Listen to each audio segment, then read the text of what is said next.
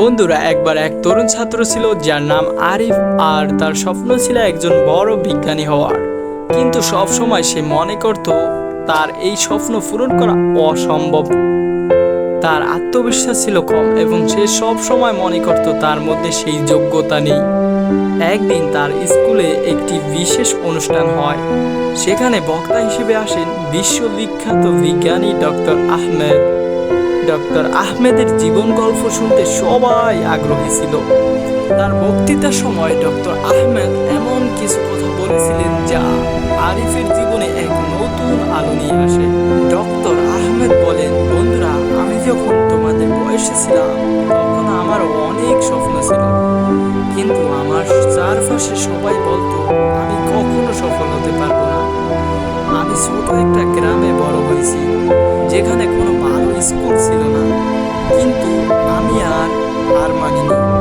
আমি নিজেকে বলেছিলাম যদি আমি কঠোর পরিশ্রম করি তাহলে আমি অবশ্যই সফল হব।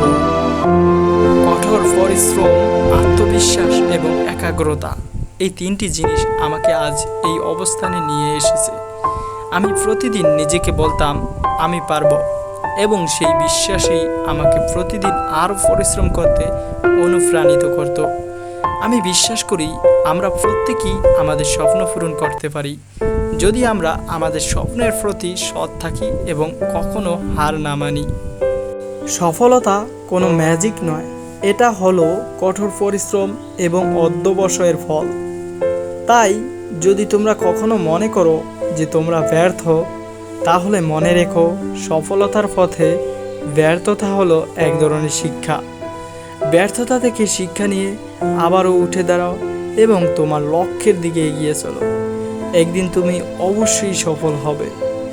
ডক্টর আহমেদের এই কথাগুলো শুনে আরিফের মনে গভীর ছাপ ফেলে। সে নিজের মধ্যে এক নতুন শক্তি এবং আত্মবিশ্বাস অনুভব করতে শুরু করে।